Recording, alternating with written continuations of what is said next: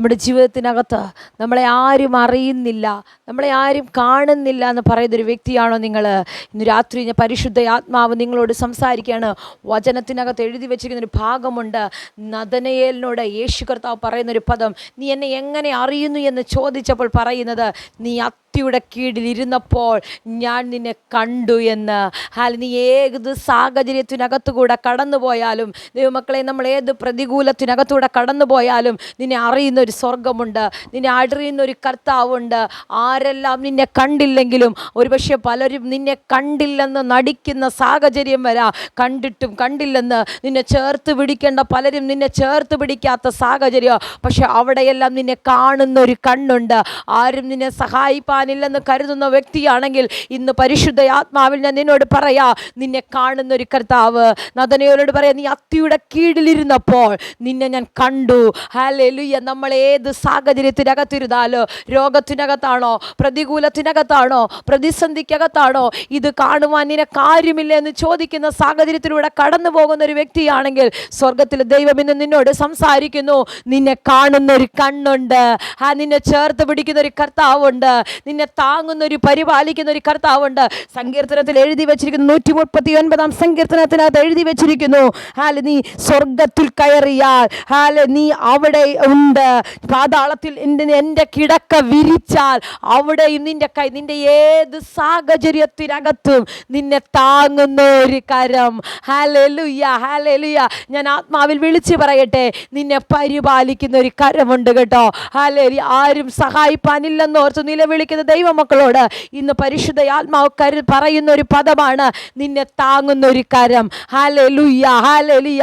പ്രതികൂലത്തിനകത്തൂടെ കടന്നുപോയോ, പ്രതിസന്ധിക്കകത്തുകൂടെ കടന്നുപോയോ, രോഗക്കിടക്കയിലാണോ നിങ്ങൾ? ഈ ദൂത് കേൾക്കുമ്പോൾ പരിശുദ്ധ ആത്മാവ് ഇന്ന് രാത്രി എൻ്റെ മുന്നിലിരിക്കുന്ന ദൈവജനത്തോട് പറയുന്നു, നിന്നെ നോക്കുന്ന ഒരു ദൈവം. നീ എന്ത് ചെയ്താലും നിന്നെ കാണുന്നൊരു കണ്ണുണ്ട്. കർത്താവിൻ്റെ കണ്ണിനെ ഒളിപ്പിച്ച് നമുക്കൊന്നും ചെയ്യാൻ പറ്റില്ല. അത് ഏത് കാര്യം ചെയ്താലും, ഒരു തെറ്റ് ചെയ്താൽ പോലും ഒരു പക്ഷെ നമ്മുടെ ചിന്തയിൽ ആരും കാണുന്നില്ല എന്ന് നമ്മൾ ചിന്തിക്കും. പക്ഷെ അത് കാണുന്നൊരു സ്വർഗമുണ്ട്. അത് കാണുന്നൊരു സ്വർഗമുണ്ട്. ദൈവത്തിൻ്റെ സന്നിധിയിൽ പ്രാർത്ഥനയോടെ വിശുദ്ധ ജീവിതം നയിക്കുന്ന ദൈവജനത്തോട് ഞാൻ ആത്മാവിൽ വിളിച്ചു പറയാ, നിന്നെ നോക്കുന്നൊരു കണ്ണ്. ഓരോ കാര്യം ചെയ്യുമ്പോഴും, ഓരോ ചെറിയ കാര്യങ്ങൾ ചെയ്യുമ്പോഴും ഒന്ന് മനസ്സിലാക്കുക, സ്വർഗത്തിലെ ദൈവം നിന്നെ നോക്കിക്കൊണ്ടിരിക്കുകയാ. ഹല്ലേലൂയ. പ്രയാസത്തിലൂടെയാണോ നീ പോകുന്നത്? നിന്നെ കാണുന്നൊരു കണ്ണ്.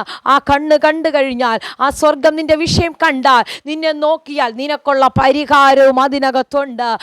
നഥനയേലിനോട് പറഞ്ഞു, ഞാൻ നിന്നെ അറിയുന്നു, അത്തിയുടെ കീഴിലിരുന്നപ്പോൾ. Hallelujah, hallelujah. നിന്നെ ഞാൻ അവിടെ വെച്ചേ കണ്ടു. നീ ഇവിടെ വരുന്നതിന് മുന്നേ, നീ എൻ്റെ അടുക്കൽ വരുന്നതിന് മുന്നേ. വചനം എഴുതി വെച്ചിരിക്കുന്ന പല ഭാവങ്ങളുണ്ട്.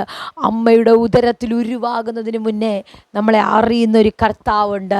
നീ അമ്മയുടെ ഉദരത്തിൽ ഉരുവാകുന്നതിന് മുന്നേ നിൻ്റെ അറിഞ്ഞൊരു കർത്താവ്. ഇന്ന് രാത്രി എത്ര പേരത് വിശ്വസിക്കുന്നു? എന്നെ കാണുന്നൊരു കണ്ണുണ്ട്, എൻ്റെ വേദന കാണുന്നൊരു കണ്ണുണ്ട്. ഒരുപക്ഷെ ആർക്കും നിൻ്റെ വേദനയെ കാണാൻ കഴിയത്തില്ല. നിൻ്റെ കൂടെയുള്ളവർക്ക്, നിൻ്റെ ഭാര്യയ്ക്ക്, നിൻ്റെ ഭർത്താവിന്, നിൻ്റെ ഹല്ലേലൂയ, നിൻ്റെ കൂടെയുള്ളവർക്ക് ആർക്കും നിൻ്റെ വേദന കാണാൻ കഴിയുന്നില്ലെങ്കിൽ ഇന്ന് രാത്രി വിശ്വാസത്തോടെ, പ്രാർത്ഥനയോടെ ഒന്ന് പറഞ്ഞാട്ടെ, എന്നെ കാണുന്നൊരു കണ്ണ്, എന്നെ കാണുന്നൊരു സ്വർഗമുണ്ട്. ആ ദൈവത്തിൻ്റെ സന്നിധിയിൽ എൻ്റെ വിഷയങ്ങൾ നൽകി തന്നാൽ ആ ദൈവം എനിക്കുള്ള മറുപടിയെ വേഗത്തിൽ അയക്കും. ഹല്ലേലൂയ. ആ ദൈവം എനിക്കുള്ള മറുപടിയെ വേഗത്തിൽ തരും. പ്രാർത്ഥനയോടെ ഇന്ന് രാത്രി ദൂത് സ്വീകരിച്ചാട്ടെ. ഹല്ലേലൂയ. ഒന്ന് പറഞ്ഞാട്ടെ, എന്നെ കാണുന്നൊരു കണ്ണ്, എന്നെ കാണുന്നൊരു സ്വർഗം. എത്ര പേർക്ക് ഇന്ന് രാത്രി ഉറപ്പുണ്ട്? നിന്നെ നോക്കുന്നൊരു ദൈവമുണ്ട്, നിന്നെ അറിയുന്ന ഒരു കർത്താവുണ്ട്.